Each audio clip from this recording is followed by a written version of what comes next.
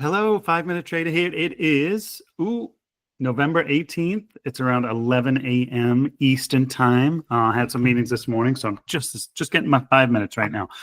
So in this channel, what we do is we spend just 5 minutes a day, just quick looking at market ETFs to determine if there's any positions that we can open. And the idea being that you can trade and beat the market in under 5 minutes a day. So let's jump in. I'm starting here with my ETF watch list. I'm just going to sort by percentage change. I mean, I can see based on the green right now that pretty much everything's up right now.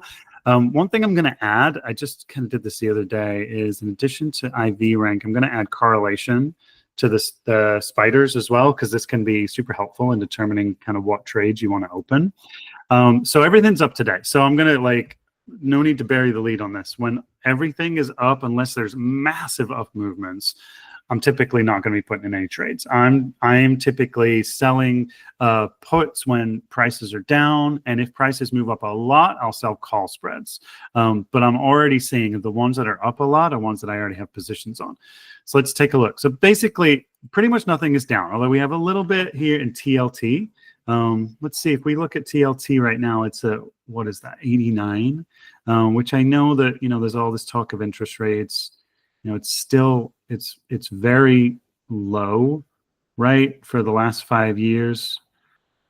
So theoretically, let's just take a look at TLT, just out of interest. I did have some TLT trades on last month, and I closed them all out for a win, so I felt pretty good about that. So in the 32-day, the 30 delta is 84 cents, a max loss of 8,664. So that would put us down at, one thing, this is just a minor note, but sometimes I made this mistake actually recently. When there's these 50-cent strikes, oftentimes it's good to go on either side to go to the whole dollar strikes, because what can happen sometimes is out in the future expirations, those 50-cent strikes don't exist. Yeah, look here, the 60-day, those 50-cent strikes don't exist. It's not a big deal because you can roll to a different price, but it's kind of annoying when you have to I got to roll up or roll down to a different strike if the trade doesn't work for me. So I might actually go with more like the 33 delta at the 88. Let's see where that would be. So it's down here. So it's pretty close to this low from, sort of, what is that, maybe six months ago? Where's that, back in April? It's not down to this low, right, from a year ago. So that could be an interesting trade. It is, the max loss is fairly high for just $1. So I would want to feel comfortable that TLT is going to turn around. So I'm not going to put that one on personally, but that could be an interesting one. Anyway, other than that, I don't see any other puts that we would open today. We got some big up moves. I'm kind of kicking myself with the market going up. I know on Friday's episode, I was like, market's down. I should probably sell some puts into it, and I didn't. I'm kind of regretting that right now, but that's okay. In Tasty Trade, and you can sign up for Tasty Trade in the link in the description. It's a good way to help out the channel. You get a little dot by each underlying that you have a position in. So I can just quick check those, right? So EEM, that's great. That's a jade lizard. So it's sitting here right between the put I sold and the call spread. That's a perfect scenario for that. UNG is moving up. Perfect. I got two puts out of the money.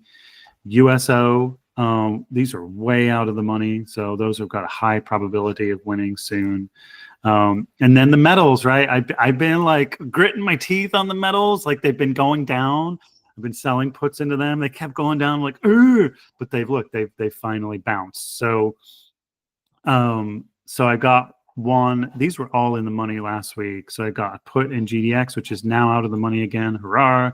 And then I've got one put in GDXJ, way out of the money now, and this other one that was way in the money is now way out of the money. Is now, at the money. So really good news for those. Now, if I didn't have positions on in these, a big move up today, 6% move up in GDXJ. It's also a 61 IV rank. I've made a statement on this channel before that when the market goes up, the metals tend to go down. I want to correct that a little bit. That's one of the reasons why I've added in this SPY correlation.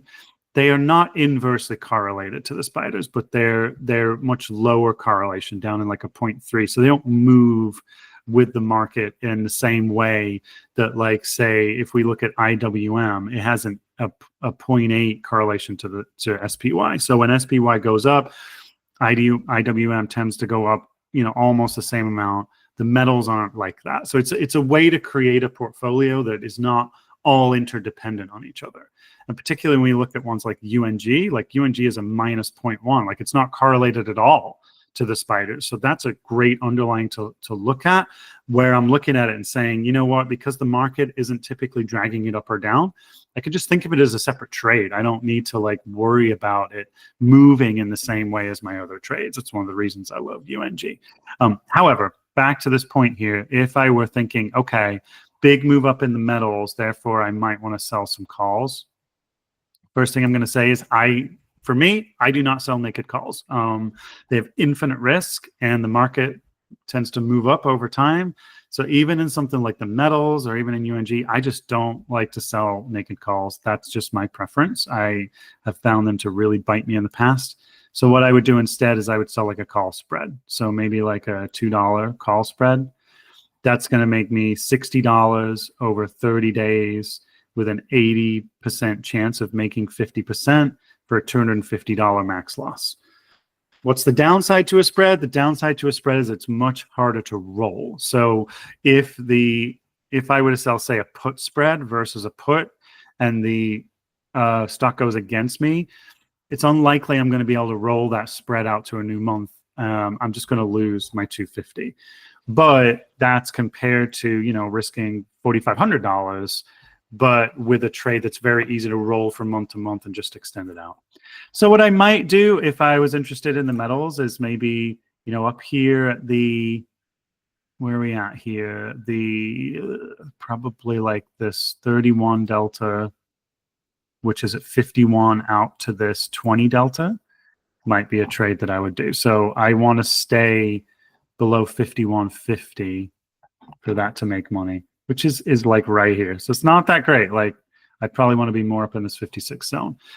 So I think if I were to sum up today, it's great news for the positions that I've been putting on in the past. Not much new positions for me to put on, but we'll see what tomorrow brings. All right. Talk to you soon. Thanks a lot.